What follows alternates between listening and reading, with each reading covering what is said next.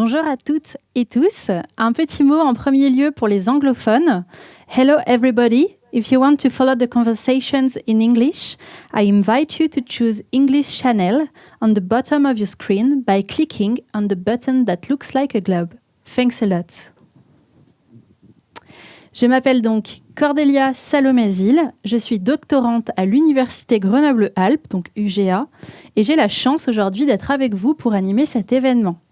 Vous êtes nombreuses et nombreux aujourd'hui et nous vous There are many of you here today, and we'd like to thank you for your presence and for the interest that you have in our PhD in France and at the University Grenoble-Alpes in particular. Now, just some instructions. To ensure that everything runs smoothly, I would thank you to please leave your mics and your cameras switched off. You can, however, ask your questions in writing, in French, or in English via the chat, and we'll collect those questions and ask them for you. There will be two sequences today. First, a roundtable discussion on the PhD degree in general, with testimonials from PhD students, and then we will focus on the international aspects of the PhD. So 67% of you are international, and you come from 50 countries according to our registration statistics for this event. So I think you'll be particularly interested in this international aspect. Finally, you'll have the opportunity to join one of our 13 thematic doctoral schools and talk to the management or to other PhD students there. So at the University Grenoble-Alpes, PhD studies are run by the Doctoral College, and it's Fabrice Emerio, its deputy director, who is here with me to open this forum. Hello, Fabrice. Hello. Fabrice, you are the deputy director of the Doctoral College, and you're also a university professor. In other words, you're a teacher and a researcher. Could you tell us in a few words what the Doctoral College is? Thank you, Cordelia. Well, the Doctoral College, as you said, is the component of Université Grenoble-Alpes that is in charge of the 13 thematic doctoral schools on the site, and it's in charge of the establishment's PhD policy. Each PhD student is enrolled in one of the 13 doctoral schools according to their scientific discipline, and you'll have the opportunity to meet them later. Thank you. What does the PhD degree represent at the University Grenoble-Alpes? It represents about 3,000 PhD students. 45% of them are international, and they carry out research in our laboratories on a daily basis, and they play a major role in the university's scientific reputation. It is this scientific quality that enables the UGA to rank so highly in French and international rankings. Doing a PhD at the UGA means benefiting from the highest level of qualification in one of the best universities. The French PhD is recognized the world over, but a PhD from the UGA is a passport to employment, and in particular to international careers, both in academia and in businesses.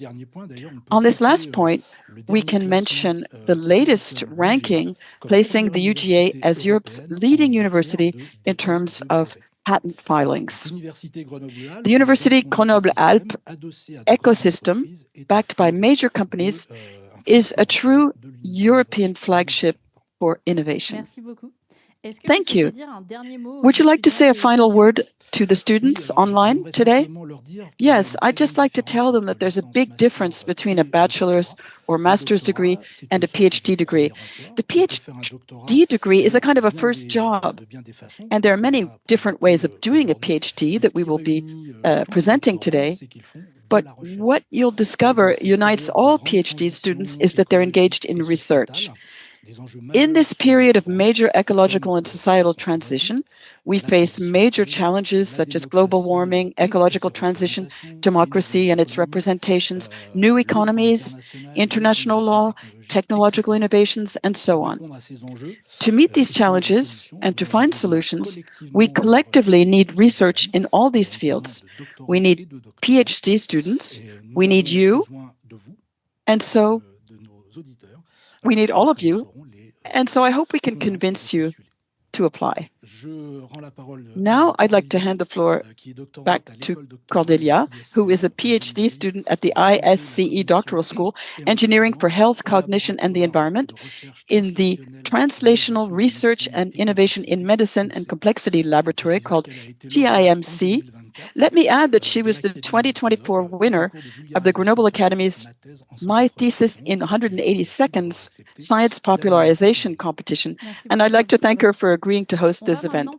Thank you, Fabrice. Now we'll be able to start the PhD Panorama Roundtable, the aim of which is to explain what a PhD is, why, and above all, how to do one. You'll soon realize that it has very little to do with the studies that you've known up until now. Now, to present this, I'm lucky to be joined by 4 speakers whom I'd like to introduce to you. Bonjour, Candice. Candice, hello. You received your PhD 2 days ago, so first of all, congratulations. You did your thesis at the Chemistry and Life Sciences Doctoral School, EDCSV, within the Institute for the Advance of Biosciences that we also call IAB. And you were under a CIFRE contract. In other words, you worked with a company, and in your case, it was the startup innovation. Can you tell us about your research? Yes, I carried out my thesis. It was a collaboration between the IAB and the objective was to understand a vascular disease that impacts patients' brain. So on the IAB looks at the mechanisms of the disease, and in the company, the idea was to develop a new model to test potential drugs to combat this disease. Thank you very much. Camille now. Hello, Camille. You are a third-year PhD student at the Languages, Literatures, and Human Sciences Doctoral School in the Lit and Arts Laboratory in co-tutelle with the Université du Québec à Montréal in Canada. Could you tell us in just a few words what your current research is at your laboratory and what is it about? Yes, thank you. I'm at the crossroads between philosophy and scenic arts. So my research in philosophy is focused on knowledge and how this knowledge can be studied from a more implicit way. What we do with our body, so gestures, postures, movement that we can use that make us credible when we share knowledge. And so I collaborate with researchers in scenic arts to observe this more corporal, physical aspect. And my field of research is in the context of learning. I work with students at the university to determine how you learn and how you learn with your body, and not only in verbal ways, with verbal dialogue. Thank you very much. Now, Giovanni. Hello. You are Colombian. You're a PhD student at the Electronics, Electrical, Engineering, Automation, and Signal Processing, EEATS, Doctoral School, in the TIMA Laboratory, IT and Microelectronic Techniques for the Architecture of Integrated Systems. You defended your thesis on October 4th, just a few weeks ago. Can you tell us more about your research, which I believe was somewhere between physics and quantum engineering? Yes, thank you for that introduction. I did my thesis with ST Microelectronics and with the TIMA laboratory. The subject was working with quantic computers. It's a new way of doing calculation, which is different from classic calculations or computation. Now, we've made a lot of progress in the qubits. That's the basic unit for quantic computers. But now we need to link quantic computers together. So my thesis was what electronics exist behind the qubit. So there are physics involved.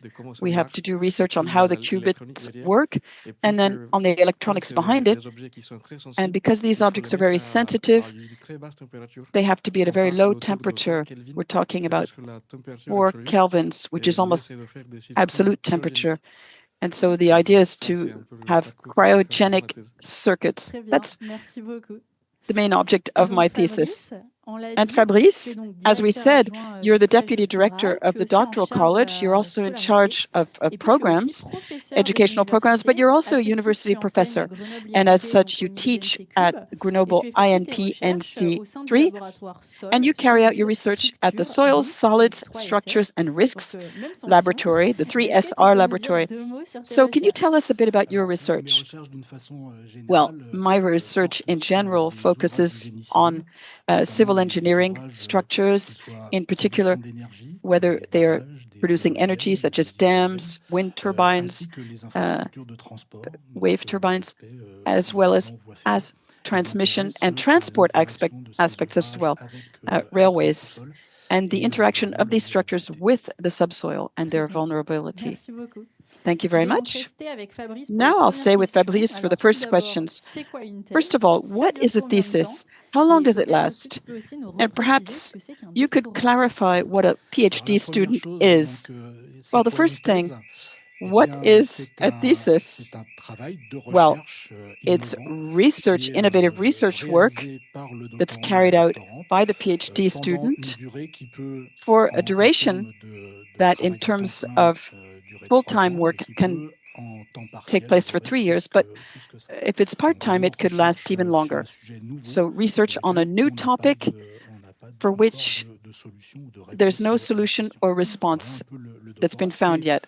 That's what the PhD is. It's the university diploma that is the highest degree that we bestow in France, and it's equivalent to the international PhD. That's what we can say about what a thesis is, a PhD thesis. Now, in terms of who is a PhD student? A PhD student is a kind of a hybrid person, halfway between a student and a young professional. Very often, in most cases, they have a thesis that's financed with an employment contract, and so we have a combination between studies, status as a student, with personnel who have a contract with a lab and who are in relationship with a doctoral school and a supervisor. You mentioned the word student. What are the differences between the master and the PhD student? The master's is the final degree at the classic university, where the student follows teaching courses for which the answers are already known. Then the PhD work is done by the student, focusing on a topic that's more specific, for which there are some scientific barriers to be removed, and no one has yet found an answer, at least at the national or international scale. Okay, thank you. Thank you very much. Now, the main question is, how do you carry out your thesis? Let's come back to the background of our different students here. Giovanni, you come from an island of 6,000 inhabitants in the Caribbean. Can you tell us a little bit about your studies up to your thesis? As you said, I come from a small island in Colombia called the island of Providence. There are only 6,000 inhabitants, and we're very far away from Colombia. We don't even speak the same language. Our home language is a version of English, but we're still part of Colombia for historical reasons. When I was young, I was 12 years old. I went to Barranquilla, which is Shakira's island, where I studied up until the age of 18. And then I went to Bogota, to the National University of Colombia.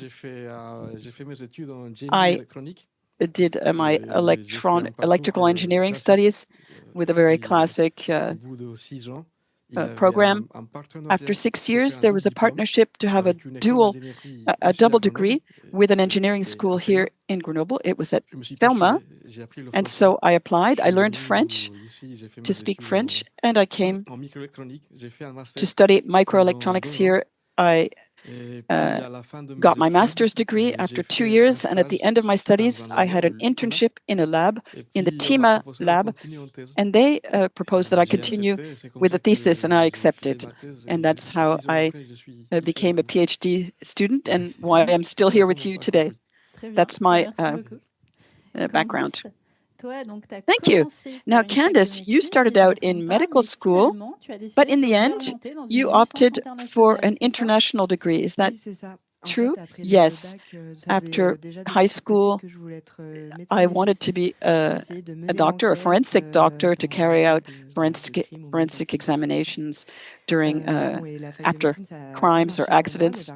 And medical school was something that I wasn't very happy at, but I did like biology. And so I decided to register for biology in Grenoble because I thought there would be a beautiful environment with the mountains, and the university seemed very dynamic. So I moved to Grenoble, and then I was offered to do an international biology degree where we work with international students, half and half French and half international students. And the classes were in English, and then I continued with my first year of the master's here in Grenoble, and then it was really tough, and I didn't recognize myself in this teaching, and I was losing my motivation. So I took a gap year where I worked in laboratories and in internships in private companies, because in the university, people talk a lot about our thesis, but they don't always tell us about other ways to work, at least for me in biology, where there are private companies working in the field of biology. So I wanted to discover this. So this gap year internship I did at Innovation, and it was very successful. And so then I decided to complete my master's at the Claude Bernard University in Lyon, and the company proposed that I also carry out my internship in collaboration with a public research laboratory, the IAB, which is just next to Innovation, which was very practical for me.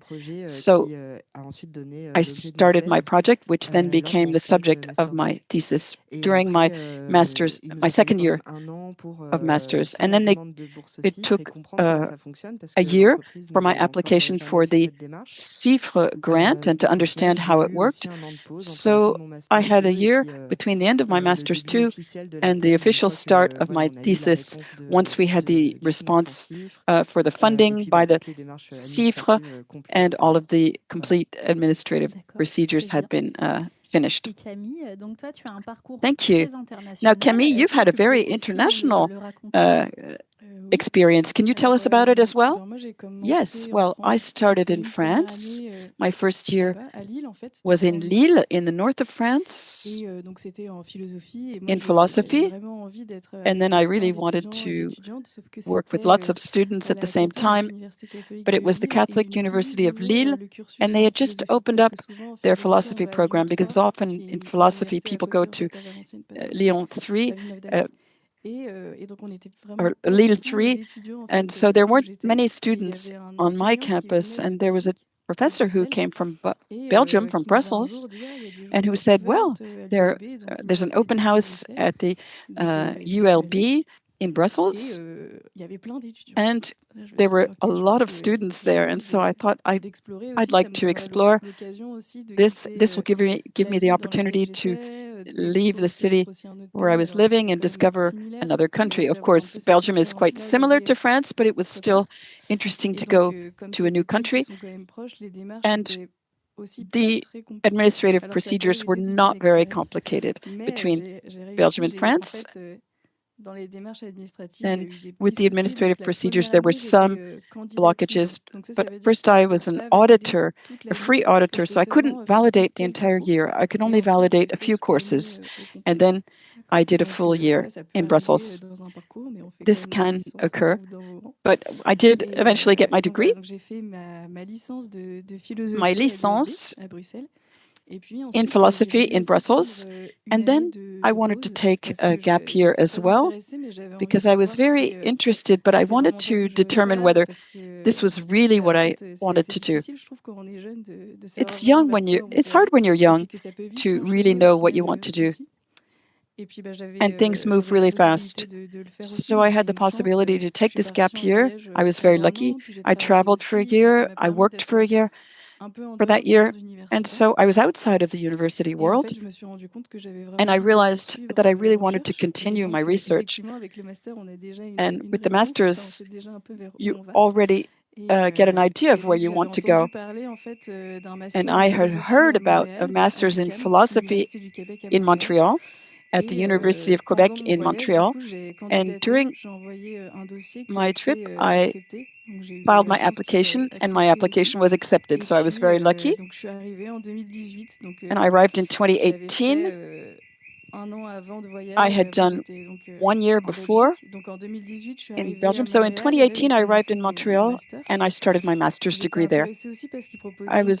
They proposed a concentration of feminist studies. This was also something that I was interested in adding to my philosophy studies. And then the master's is different in Canada.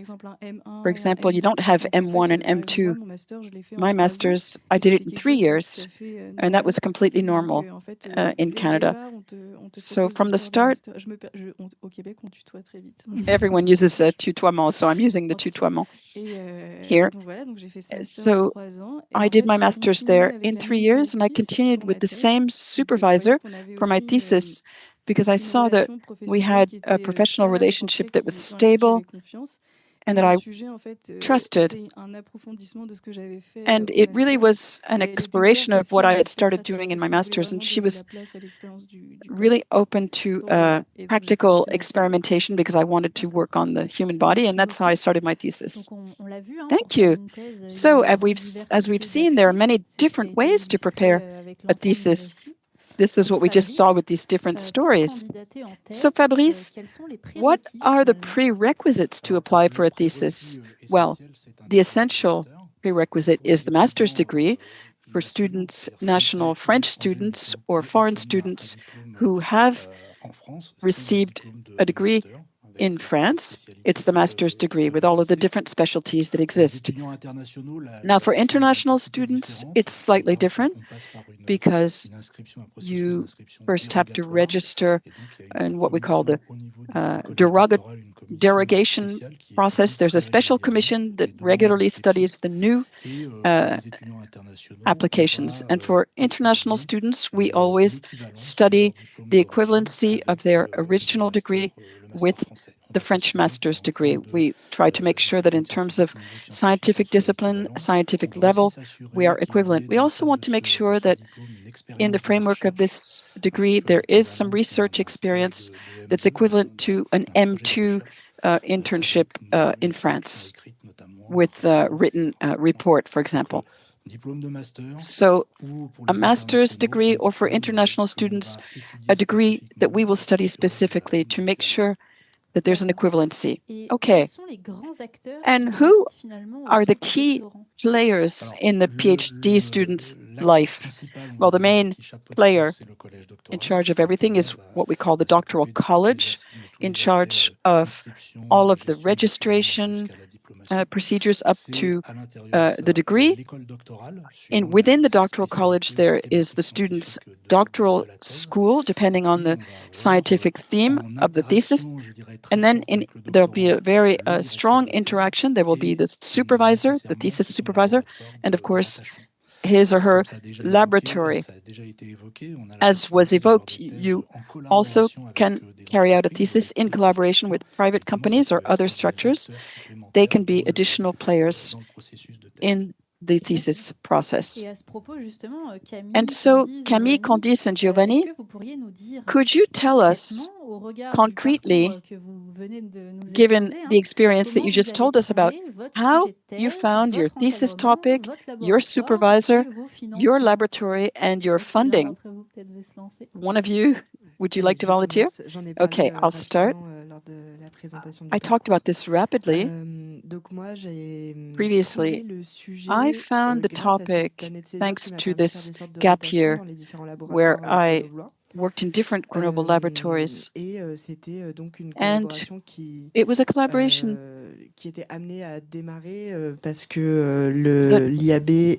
started up because the IAB and my company wanted to work on a joint project. And so they were looking for a student, a PhD student. And that's how I started. And then the idea of, well, they were looking for a student, and then I decided to continue on to do a PhD thesis. And so then we looked at the different procedures to request a grant, and we built it together from the start. So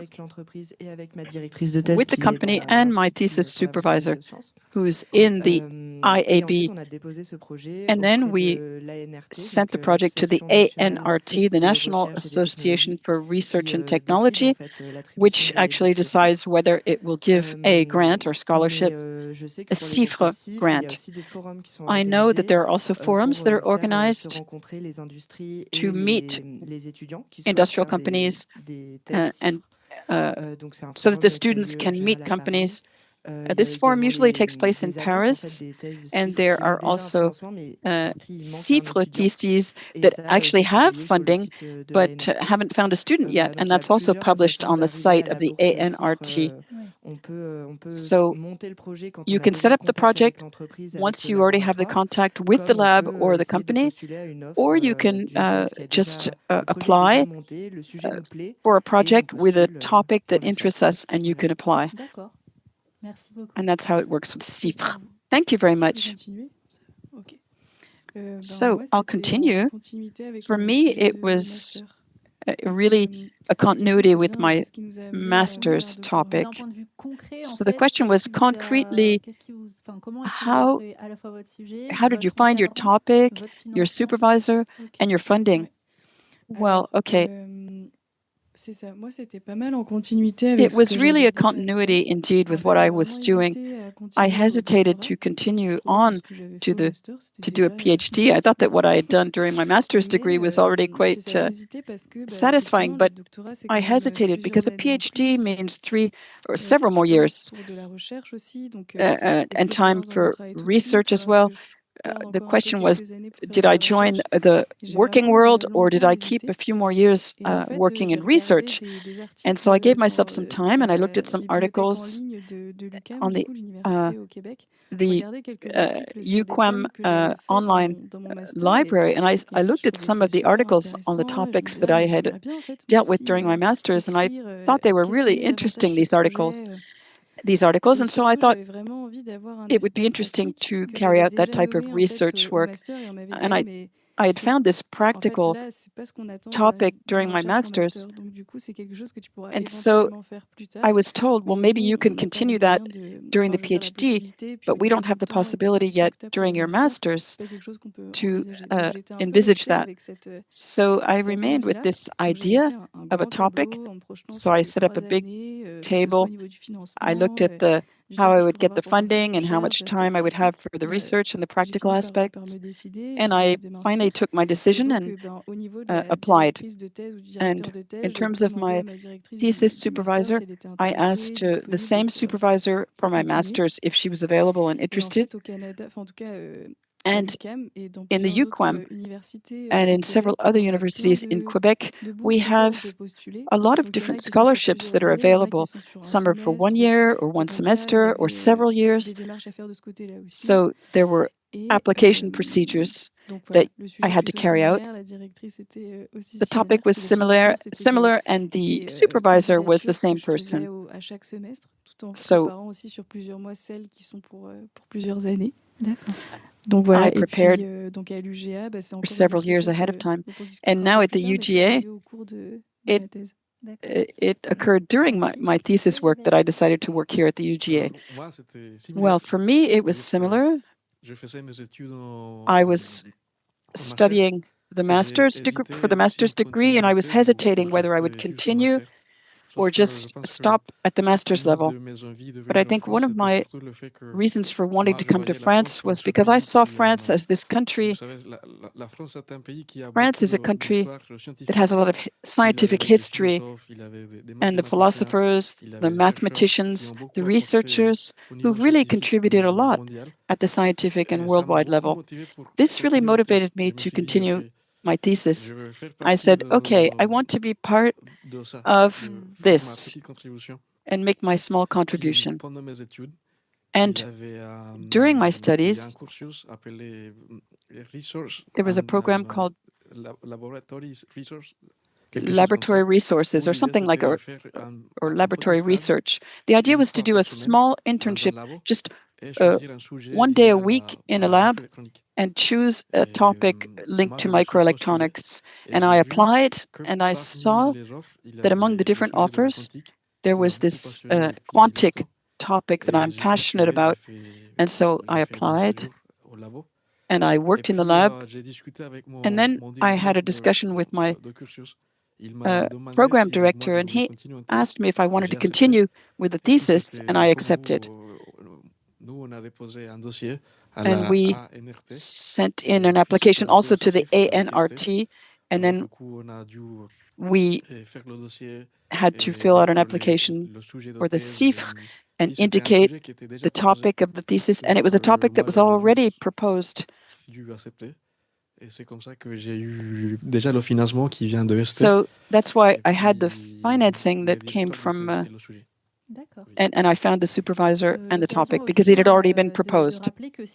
This is an opportunity to recall that while the institution verifies that the student has the level to be recruited, it's also very important for the student to make sure that the team and the conditions suit them as well. So Fabrice, we can see from all of these testimonials that there's a difference in practice between the human and social sciences and the health and technology sciences. Could you give us some more information about that? Well, fundamentally, from a legal standpoint, there's no difference between a thesis in health and technology or human and social sciences. There might be slight differences, but things are never black and white. There's a wide diversity that's possible. However, we can observe regularly that theses that are carried out in the technology and health fields, it's more of a process where the PhD student responds to a proposal of a topic from their supervisor or from a company or a laboratory in general. So we have this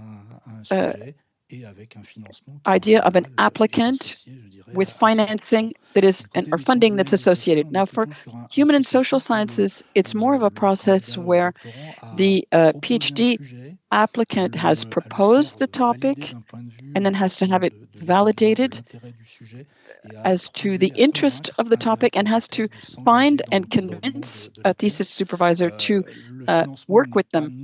The funding is not necessarily already associated, although often the establishment wants most PhD students to have some kind of financing during their thesis, and this can also lead to theses that take longer than 3 years. I was talking about part-time PhD thesis work. Sometimes it can be a co-activity between the research activity and a salaried job, which can lead to a thesis that might last 5 to 6 years. Sort of part-time. Those are the differences that we can observe between the two main areas. And among the students in this forum, most of them are not in Grenoble, some are even abroad. So in that case, how do they go about finding a topic for their thesis? Well, we have several ways. As I said, some topics are already established by a future thesis supervisor with a laboratory.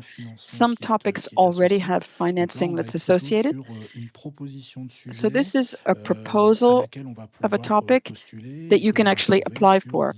And you can find it on different websites, different forums, and we'll talk about Campus France later on.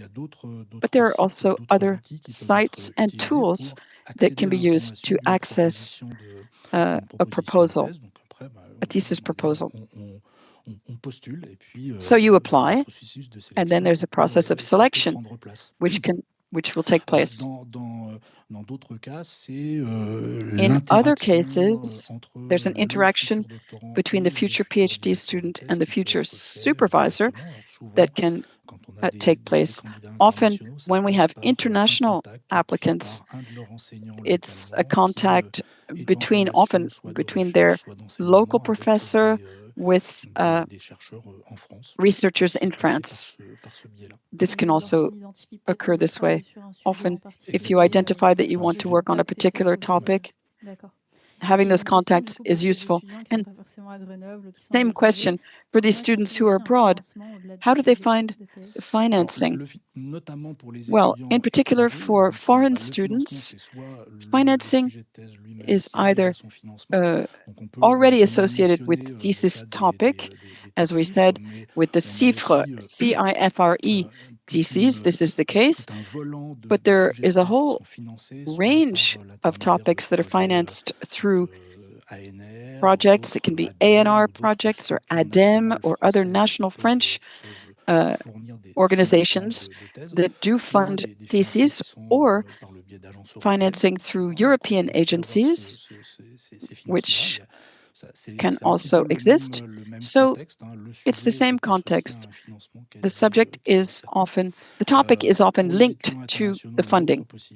For international students, there's also the possibility of going through financing from their own country or in the framework of bilateral agreements between France and their country. Sometimes the source of funding can be found directly in the country of origin. And the third possibility for financing is that the applicant has research grants that are managed by the university, and that the candidate can access via the different doctoral schools every year.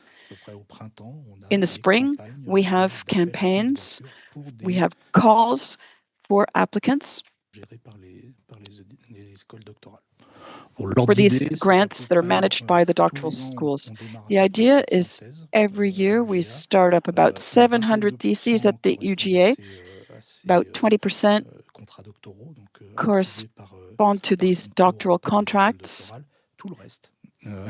offered by the doctoral schools, and all the rest is financed in the other ways, whether it's ANR, European projects, CIFRE, or other grant financing. So at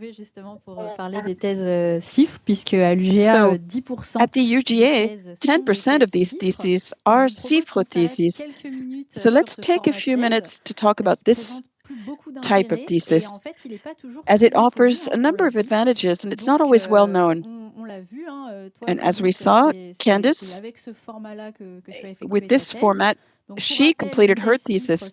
So let me recall, a CIFRE thesis is an agreement between a research laboratory and a host company or a local authority. The recruited PhD students benefit from a 3-year fixed-term contract or even a permanent contract with a minimum salary of 23,484 euros. The French government pays a subsidy to recruiting companies. So it's quite advantageous for these companies. It's important to understand that only 10% of these students remain at the minimum salary level that I just indicated. The average is around 31,000 euros, and this can even increase. to reach over 60,000. As the PhD student has one foot in the company, there is a high percentage of subsequent hiring after the thesis. The statistics that we have indicate 90% after 6 months after the thesis. And the CIFRE is also available to foreign students and to students working under cotutelle. Candice, can you tell us about your experience with the CIFRE thesis? What did it bring you? What were the procedures involved concretely that you had to fill out? Yes. Concretely, the fact that I was under a CIFRE thesis meant that I had two different laboratories. I had my own laboratory, public research laboratory, and also the laboratory that corresponded to the R&D department of the company. So I had my thesis supervisor who was in the Public Research Institute and a co-scientific supervisor in the company.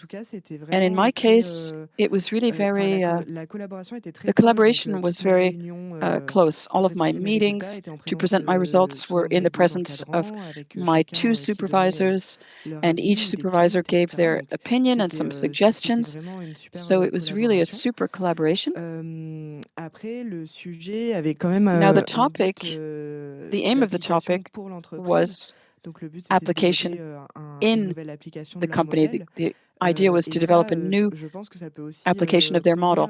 And I think this could be interesting for people who are not necessarily interested in fundamental research. These were applied research topics. It can also be an advantage if you're really looking for an applied topic. And also the fact that I was working in a company, it enables you to understand how it works. Even if we're not in contact with the customers, we're really devoted to a research topic, but I could see that my colleagues in the company I could see how they managed contracts with the customers. They were working in biotechnology. So it was very interesting for me to see the context of the company applied to biotechnology. And the specific features were that when you do a CIFRE thesis, you don't have the hours of courses that are applied to professional integration that are normally mandatory. If you're doing a CIFRE thesis, the assumption is that the fact that you're in a company gives you that experience for professional integration.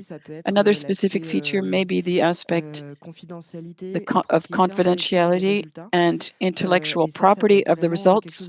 This can be something that's quite different with a public laboratory, where we are encouraged to communicate a lot about our results. Scientific results, which is normal, whereas in a company it can be slightly different. Results can lead to a patent, and at UGA there are a lot of patents that have been filed. This creates a different context from other PhD students working in public research laboratories. So you have to be careful as to what you reveal, how you promote the results, because there is a company that really wants to harness our research results. Thank you for this very complete answer. Now we're going to focus on the motivation. You've evoked this, but why did you choose to do a thesis? Is research your vocation? Why did you engage in this process? Giovanni, you were an engineering student. And what was the purpose for you of doing a thesis if you've already studied as an engineer and you could be recruited quite easily with your degree? Why did you want to continue with your thesis? You started explaining a little bit earlier, but well, ever since I was young, I was really interested in quantum physics, and I took classes when I was quite young in the subject, and that's the reason I think I studied physics. I wasn't sure that I'd find a stable job with quantum physics, so that's why I studied engineering. And the fact that I came to France was unexpected. I just sent in an application and I wasn't very optimistic and I was accepted. I was very surprised. And it was above all the outreach of France abroad, the French reputation for science. And I wasn't sure that I would do a thesis at the start. As you've said, I could have continued to work right away in industry, but I thought it was a challenge for me. I will learn new things, meet new people, go abroad, attend international conferences, and this is what motivated me.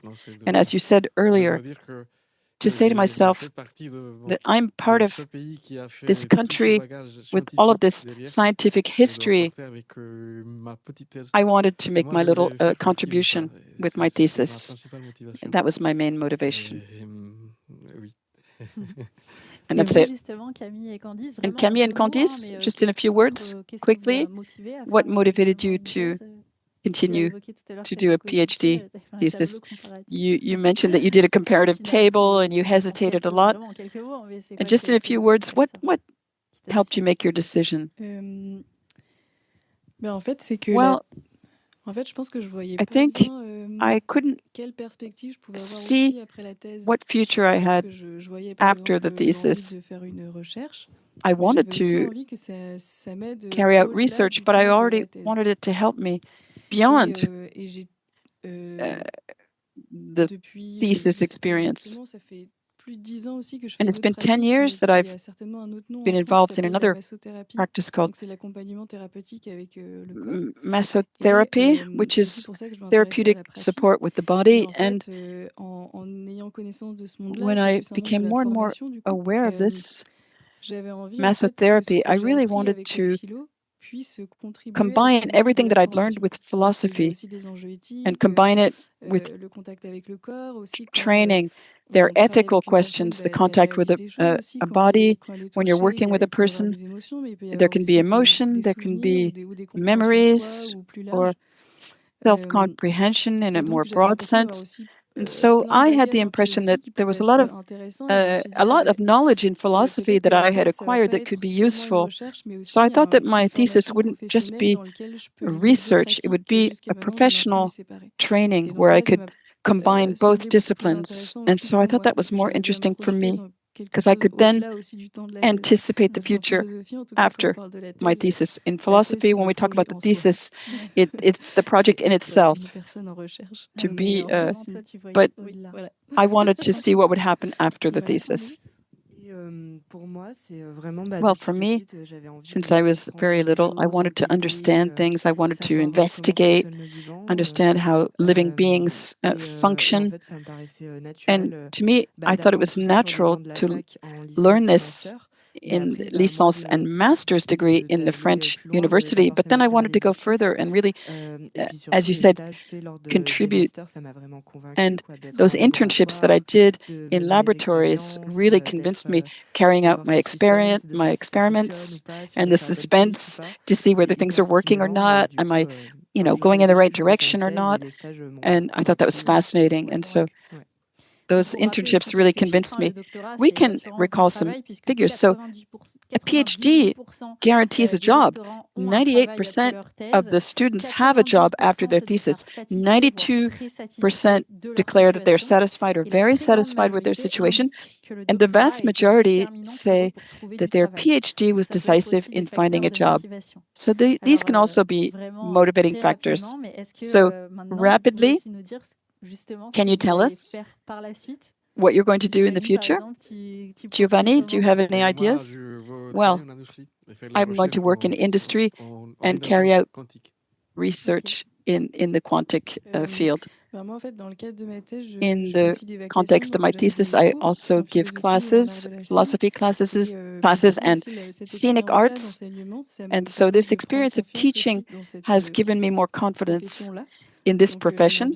So I would like to continue to be a teacher, professor, and maybe set up a training. I carry out what we call research action projects with students, and I'm testing a teaching prototype. So that would be very interesting for me to continue with. Me, I haven't decided yet between continuing public research or private research. Both have advantages and drawbacks. However, I loved working on my thesis, and I'm going to do a postdoctoral degree to give myself a few more years before I have to decide. Great. Well, as we said,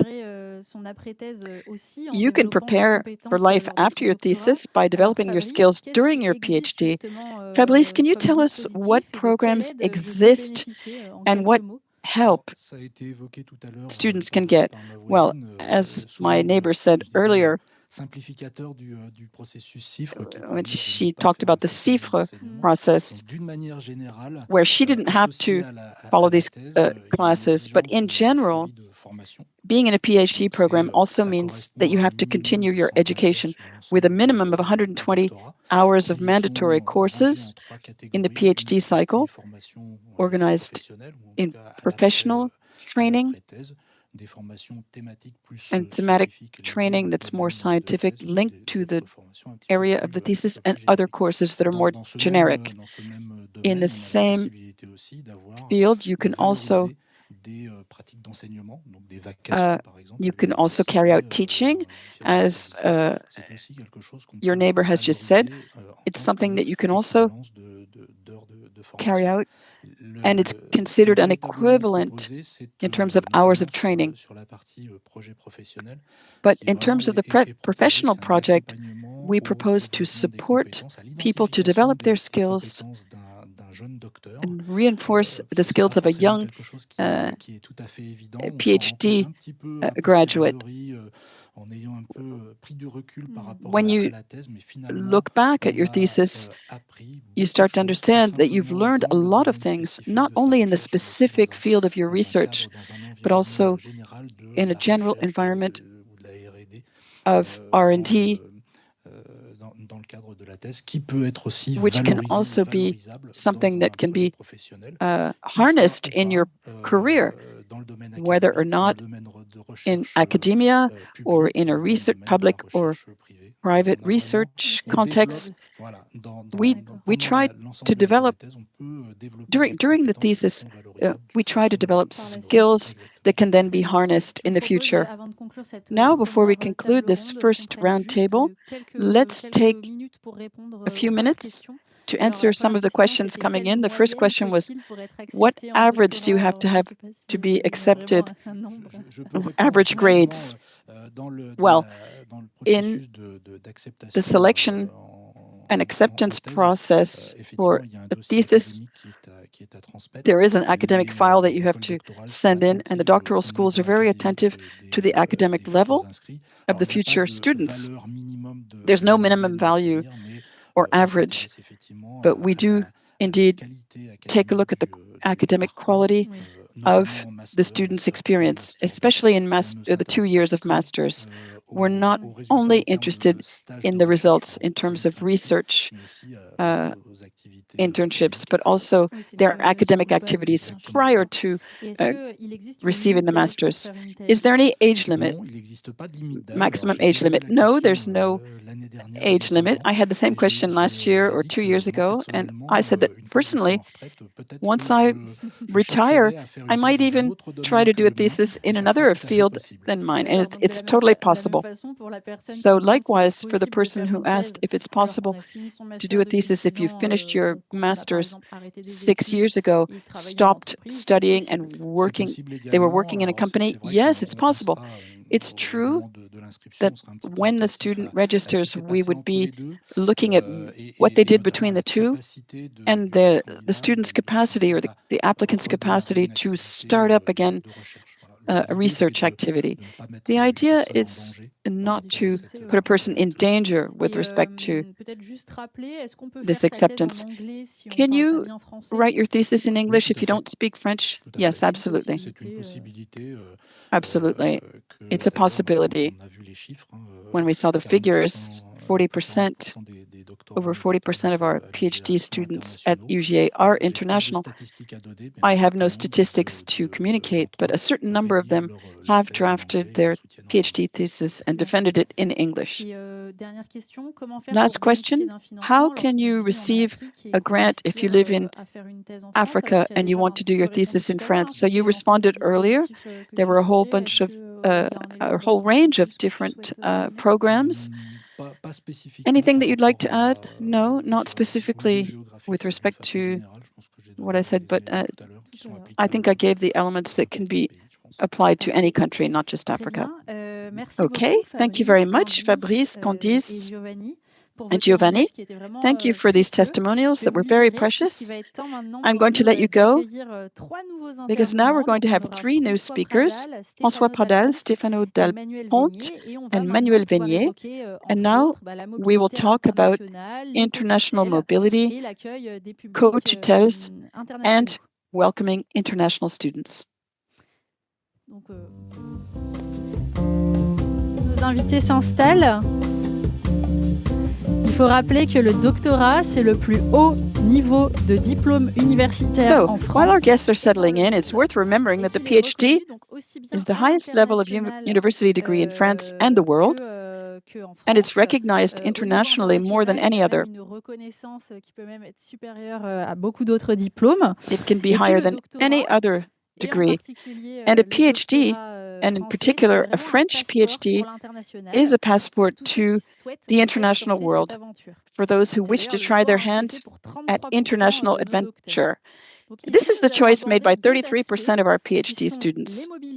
Here we're going to look at two aspects, the possibility of international mobility as part of a PhD thesis and the possibility of a co-tutelle, or joint degree. Hello, François Pradal. You're in charge of research, programs, and promotion at Campus France, and you're in charge of promotion de la recherche à l'international, c'est bien ça? Oui, c'est un peu le rôle de Campus France. You're in charge of making PhDs more attractive and promoting research. Yes. We are Campus France. We're trying to enable people to know France better. We have a simple system, but we have over 200 ambassadors. Some of them are online with me, all over the world. And in the research department, we have a twofold role. We have programs, reciprocal programs, that allow doctoral students, when they're abroad, to come to France, or to French students to go abroad. We also have the Make Your Planet Great Again, which is more of a postdoc program that allows students, international students who defended their thesis less than 5 years ago, to come and work on climate change, for example, in France, or social and environmental impacts of climate change, also energy transition. And I'm saying this because after the thesis, this is a possibility. And we've just reached the 10th anniversary of the COP21. It is something where we can have up to 80 to 100 grants or scholarships. So if you have friends interested in this, you have up until December 5th to apply. And for the aspect of promoting research and the PhD degree, there are several things in the Campus France Forum. It brings together all of the French establishments. We're currently working on a project to simplify joint supervision of theses, which we call co-tutelle. We're discussing this with Tunisia, with Lebanon, to try to have a model with easier administrative procedures, not just electronic signatures. We saw that sometimes it took 2 years for a co-tutelle to be signed for a student. So we're trying to see if we can facilitate all of these administrative procedures so that a student can start faster with a co-tutelle contract. This means you do a thesis between two institutions, for example, between Quebec and France. And in 3 years, you have both a thesis that's a Quebec thesis and a French thesis. And so it's a dual or double degree. This is a real asset internationally, and there are financing. There is financing available for co-tutelle. It's less than 7% of PhD students, but it is a cooperation. If you look at a student under a co-tutelle agreement, this could lead to more cooperation in the future, more academic relationships, diplomatic, scientific, and economic relationships between two countries. And so that's very important. Thank you. Stefano. Hello, you're Deputy Director in charge of International Relations at the UGA Doctoral College, and Manuel Vignier, you're in charge of the International Students and Scholars Office, which is the ISSO. Indeed. So we talked about co-tutelle, and Stefano, you're of Italian origin. You're a teacher, researcher, and deputy director of the UGA Doctoral College in charge of international relations. Can you explain what a co-tutelle is and how it works concretely? Yes, we just had an explanation, but I'm happy to tell you a bit about the system. It is an administrative program, but the idea is to facilitate and encourage exchanges and mobility of PhD students internationally. The idea is to have a double degree. And that's the advantage, the advantage of a co-tutelle. You end up with a double degree from the French university and the foreign university. There are conditions that have to be met. And this is why we set up a co-tutelle convention or agreement before launching the thesis work, because the idea is to have a double degree in the end. And Camille, we can recall that you are under a co-tutelle agreement with the Quebec, Université du Québec in Montreal, Canada. Can you tell us how you found your co-tutelle concretely? Yes. In fact, I wanted to come back to France because I'm originally French. I had been living in Quebec for 5 years, and in my thesis, I had heard about co-tutelle, and I thought it could be interesting with the idea in the long term to have a degree that could be validated in the country where I would want to stay. And so we discussed this with my supervisor, with the department, and then I contacted people to have the application documents, to find the professors. I wanted to work with scenic arts, so I looked for all of the professors in French universities. I had an Excel table and I sent a lot of emails. And the first step was to find a supervisor who would accept. And then we can go further in the administrative procedures. So it took me about almost 2 years. And in your opinion, and Stefano, what does this bring to you, the co-tutelle? Maybe Camille could start. Well, I think it's really very interesting, very stimulating, because I can be, every university has its own system, scientific, but also its own associations. It's a whole culture. So I was used to the Quebec University, and I rediscovered the French university system when I came back.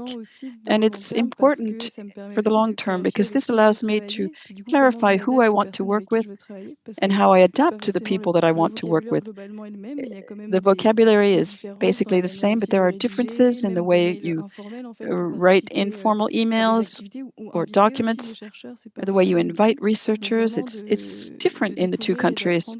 So it helped me discover and learn how to access a network and to communicate with the network.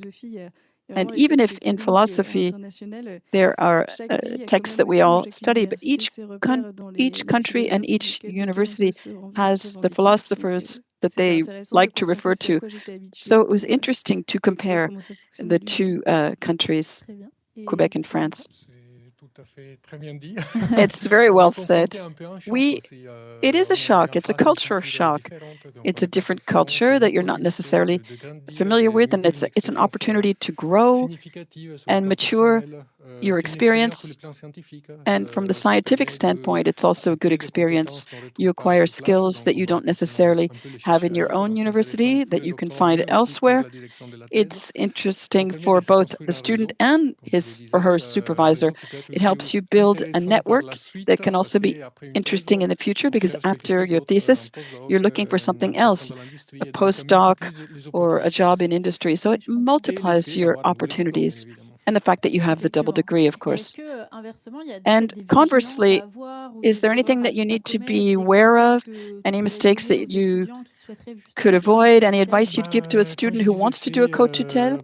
Well, as I said, above all, it is, there are a lot of administrative procedures, and people don't usually like to do this, but it is necessary. These are two systems that have to be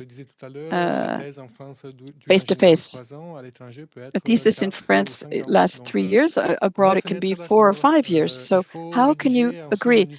You have to, if you're writing a single document, what language will it be in? So it's not necessarily in French. It can be in English or a third language. Each contract, each convention for a co-tutelle is tailor-made. They're all different, and there are a certain number of points that have to be agreed upon ahead of time so that you won't have any surprises at the end, and you can validate the whole procedure. There are, you need to really anticipate. Really, this is a long example because usually it's a few weeks to a few months to establish a convention, a co-tutelle convention, but it's a good strategy to start this at the end of your master's degree. If you've already found the financing for your thesis and you want to aim for a co-tutelle, why not start right away, even in your master's degree? It's really, I would say, at the start of the second year of your master's, because there are specific criteria for co-tutelle or not. Well, the criteria that you have to respect are at least 1/3 of your time in one of the two universities. That's the basis. Of course, you have to you have to make sure that this co-tutelle convention is signed between the two universities. There are important points: the language of drafting the documents, the jury composition, the different periods that have to be carried out in each university. All of this has to be complied with, and it takes time. And this can delay the co-tutelle sometimes. It's something that we hope will not happen, but this can, sometimes you can have 2 supervisors in France and abroad, but sometimes you don't reach the double degree. Let me just add one last thing. The Doctoral College is here for this reason. The Doctoral College has people who are very competent, who have the experience that they've acquired for many years with this type of project, and they are here to help future PhD students who want to have a co-tutelle project. The figures that were given earlier at the doctoral level, UGA has conventions with over 100 universities in over 40 countries. And if you find a case that hasn't yet been explored, if there's no contact with UGA, you can set up new conventions and new contracts. But it does require a certain amount of time. So anticipation is the key word. The goodwill is there because it is one of the objectives that UGA has developed in recent years and the experience that we've developed. Thank you. François, I'd like to come back to the question of topics, PhD topics, and financing. As we said, we have a lot of international students with us today, and they're thinking, if I'm outside of France, how can I find a topic and how can I find the funds? Now, for the topics, often you have brilliant ideas that people have already studied before. So you can look at the these, these.fr, and see which theses have already been done. But the first thing you need to do is look at the bibliography to see everything that's already been written on the question before you choose a topic. And now for funding, it's a difficult question, but it's mandatory. In your PhD, you can't pay your tuition fees. They're the same fees for everyone. It's about 300 or 400 euros per year. That's fine, but you have to have a stipend, a monthly stipend. Even if you have a rich uncle, personal finances are not accepted. Since the recent law in France in 2020, every year there's an increase. We're at about 2,300 euros gross. And so you have to find this financing, and that's even more true for foreign students. Without this financing, they will not receive a visa, the talent visa that they're eligible for as a PhD student researcher. And so the talent visa allows you to travel with your family, for example.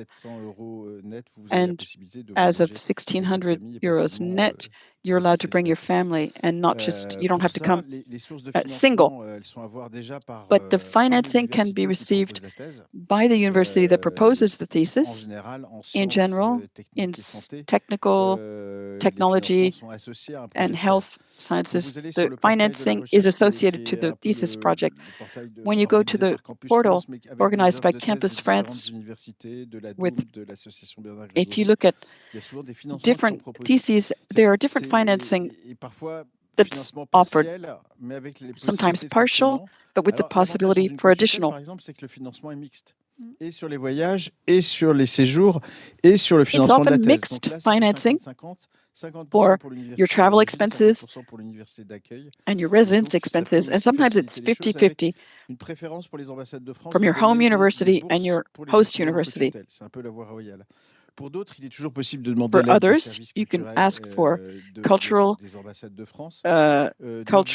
aid from the French embassies. For the CIFRE students, it's much easier because the company will finance 100% your PhD.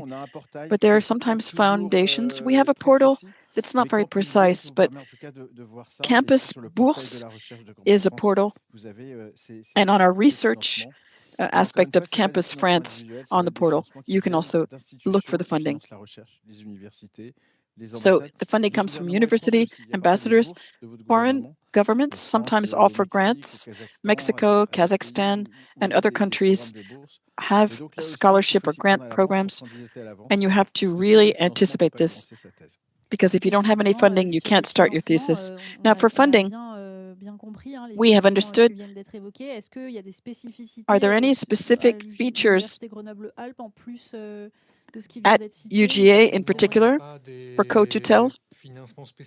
No, there's no specific funding for co-tutelle, but there is a possibility via ISSO grants, mobility grants. These exist. Now, for the ISSO program, there are grants that used to be for 18 months, and now they can be extended to 36 months. So there are more than 100 PhDs that are financed by ISSO, and that's 100% financing.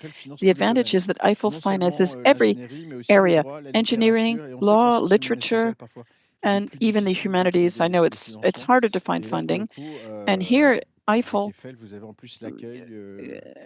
also covers your cultural stays. Camille, do you have a specific funding for your co-tutelle? I had funding mainly from Quebec, and then I was able to teach at UGA, and so I was paid for my teaching. And then I was able to do this because for teaching, part-time teaching, you have to prove that you have other income. So I was able to explain that it was my grant from Quebec that covered my needs, and so yes, I could teach in France. That's how it was combined. Thank you. So we saw that international mobility is an intrinsic part of the PhD and is encouraged. But we said that mobility is strongly encouraged. There is funding available from the doctoral schools and laboratories of the University Grenoble-Alpes. Can you tell us more about that, Stefano? About these mobility grants? Yes, there are grants and specific financing for mobility. It can be for a few months. It can cover the entire thesis, as the ISSO grants do, but it is a case-by-case situation. And it depends on the calls for projects when you're launching a co-tutelle project. Manuel, you are in charge of the International Students and Scholars Office, ISSO. What is the role of your structure within the UGA? Yes, well, as we said, the PhD is a very international environment. Almost 1 out of every 2 PhD students is from outside of France. And so the students who are listening to us who would like to study a PhD, they have a double challenge. They have to understand the environment of the PhD student, but also a new living environment when they come to France, a new city, a new country, with different ways of operating and administrative procedures. So to help them for these administrative aspects, UGA has set up a service to welcome and support international students. That's what we call the ISSO, ISSO. And the role of ISSO is to support them when they arrive and to help them throughout their stay with administrative aspects. Why did we set up this agency? Well, the university wants to support these foreign students and allow them to mainly concentrate on the purpose of their stay, which is research, because administrative procedures in France are not as complex as you might imagine. People have an image when they come from other countries of it being incredibly complex, but you have to do these procedures correctly. In some cases, when you don't fulfill them correctly at the start, you might have real problems that arise later on, and it becomes problematic. And we do have people who waste a lot of time and energy fixing problems that could have been avoided. So we try to inform them upstream with our website, which is the international portal of UGA. Not just PhD students, but they can find the information in both French and in English about housing, visa validation, residence permit applications, bank accounts, health insurance, all of the different administrative aspects. And for people who don't find the information on the website, we do have offices that are open all year round in Valence and Grenoble on both campuses where people can come and see us and help. We can help them.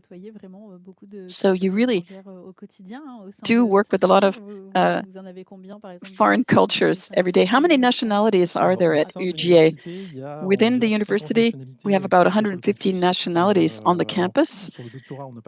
For the PhD, we don't have statistics, but this includes all students.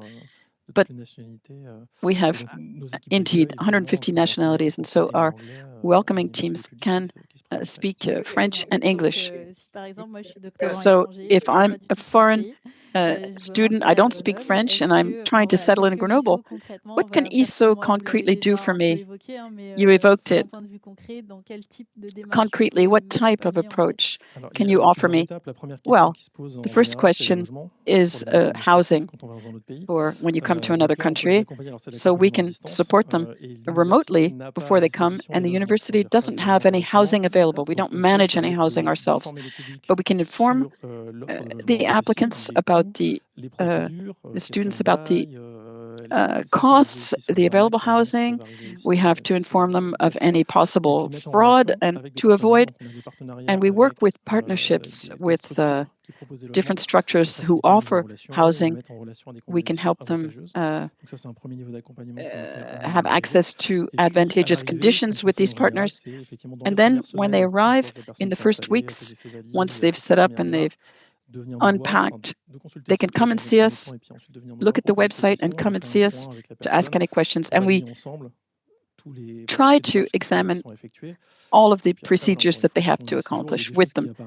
And then things arise sometimes that they didn't anticipate in the beginning, or after 1 or 2 years, and we're still there to support them if they have any questions. Thank you. Stefano, you're Italian.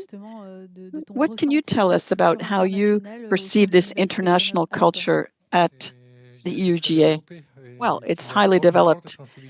There's a really strong sensitivity to this aspect of international culture. This is my personal experience, but things have changed a lot in the right direction, if I can say so, in France. The image that we often have is that people in France only speak French. That's no longer the case. In the labs, we all speak English. You hear all languages spoken: French, Italian, Spanish, English, and the language is no longer a barrier, I would say, today. Even if you're confronted with administrative procedures at the university, everyone speaks English. You're able to communicate and solve the problems. So I would say, again, it's a culture that's extremely international, and it's very important at the UGA, and it's been reinforced more and more. It shouldn't be an obstacle. People shouldn't worry about the fact that they don't speak French. And in terms of the quality of the university environment, are there any arguments in favor of Grenoble, the mountains, the activities, the innovation ecosystem? Any one of you can comment here if you'd like to say something about Grenoble specifically. Well, at Campus France, we promote all universities in France. But Grenoble has a lovely campus with a lot of greenery, indeed. But a real advantage of being outside of Paris, I would say, is that the conditions of welcome and housing are easier than Paris. But I think you should go where your specialty will lead you to find the PhD thesis and the doctoral school that correspond to your interest and your research project. That's the first question that you should answer. In Grenoble, yes, there's the presence of the mountains. We are in the heart of the Alps, whether it's for hiking, skiing. There are a lot of activities available, and everyone enjoys these. But I think you should ask the students themselves.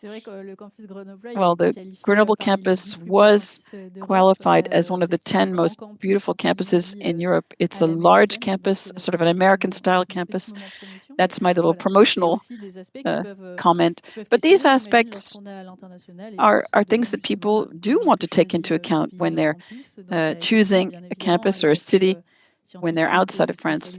Obviously, there's the scientific aspect that's very important, but there are other aspects linked to the quality of life and the support offer that we saw together. Now, perhaps we can take a few minutes to answer some questions, specific questions that we've received during your different presentations. There was one question about the criteria to receive a co-tutelle contract, so we discussed this earlier. There's a question about if you're already a PhD student, can you do a co-tutelle? Can you apply to a co-tutelle? Well, if you can set up a co-tutelle contract respecting the particular conditions where you spend minimum time in each of the universities, yes, you could.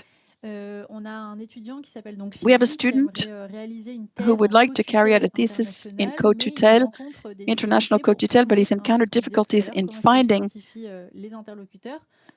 the right contact people and a research supervisor at the University of Grenoble. This is slowing down his efforts. Do you have any advice or contacts to help him identify a professor with an HDR? How, when you don't know the environment locally very well. You said there was a possibility via local professors who contact the professors here. Do you have any other suggestions? Any of you? Apparently, we're seeing a lot of questions like this on the chat. You shouldn't be alone. It's not a solitary job. Doing a PhD is haute couture to find funding and to find a research supervisor. If you want to do a thesis, it means that you have a professor in your country who considers that you're excellent and one of the best students. So you need to ask this professor locally to support you with his or her contacts and see at the university level if there's any agreement with the University of Grenoble, or if the professor could help him open up that cooperation. Maybe I could add something. I think indeed there are people that we already know in our own universities who can help us. I contacted many people outside of the university because it's complicated, it takes time, you don't know if you will succeed, and it's quite stressful to feel legitimate as a researcher, but having to sell yourself to people who don't know you very well. So, above all, we don't have answers from a lot of the people that we contact by email that we've never met. So I think there are people who know us already, our professors who've given us our classes, not necessarily our supervisor. We can ask them their opinion, ask whether they know anybody that we could contact, and then people around you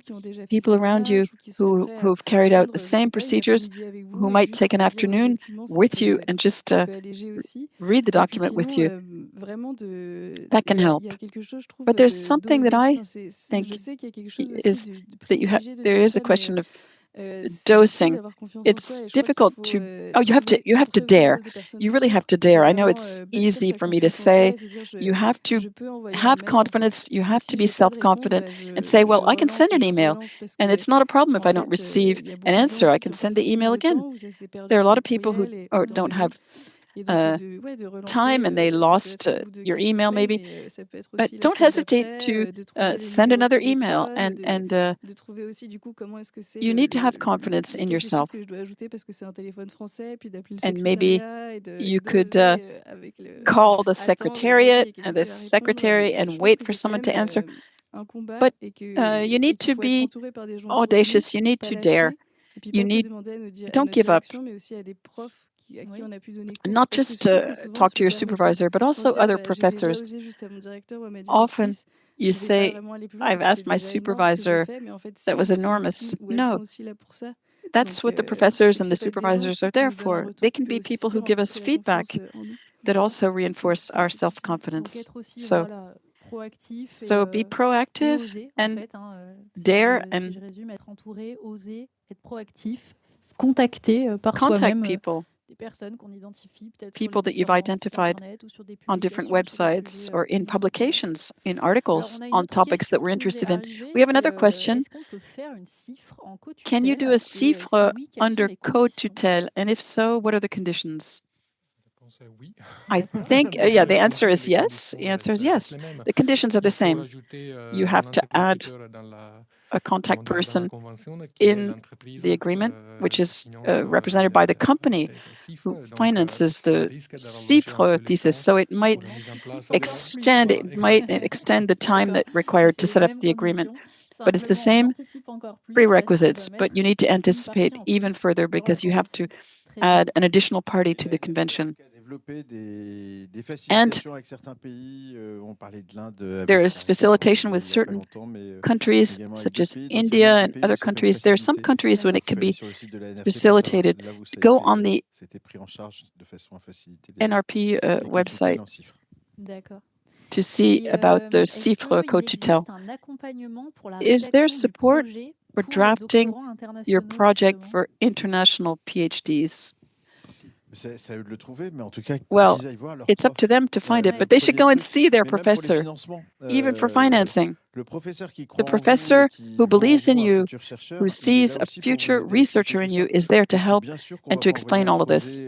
Don't hesitate to send them your idea for your thesis project.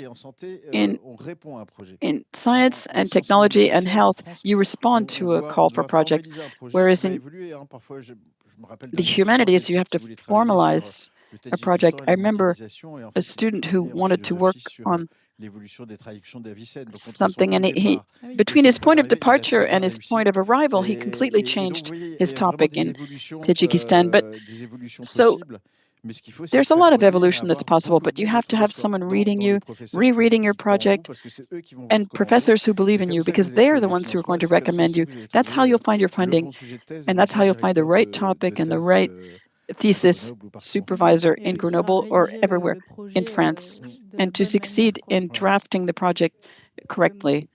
Yes, if I can add, ask for some examples.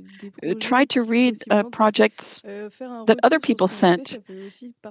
Getting feedback sometimes takes time, but if you can say, do you already know somebody who's drafted a project? Can you send that project to me? Could I contact that person so that that person could show me what they did and share their experience? That could be another way than just with the professor. Sometimes it's good to prepare a thesis in France, to maybe repeat a year of master's to get used to the methodology of research in France and the methodology of drafting. That's a way of doing your thesis in 4 years instead of 3, which can be useful. Don't hesitate to think about this option. Go in through the master's, and sometimes it's easier to enter a PhD thesis via the master's. Great. Well, thank you all. We will be concluding this session. Thank you to François Pradal from Campus France. Thank you to our PhD student, Camille.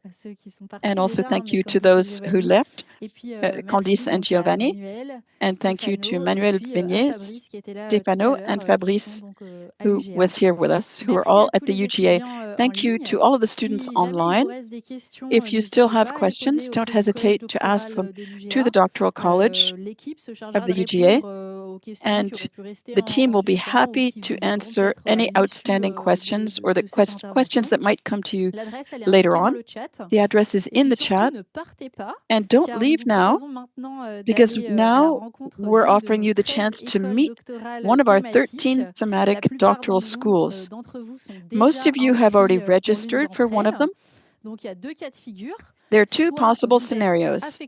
Either you are directly assigned by the organization to the room corresponding to the doctoral school of your choice with which you renamed yourself, or you can freely choose your doctoral school by clicking on the button at the bottom of your screen called Salle de répartition to look at the panel of rooms and their correspondence.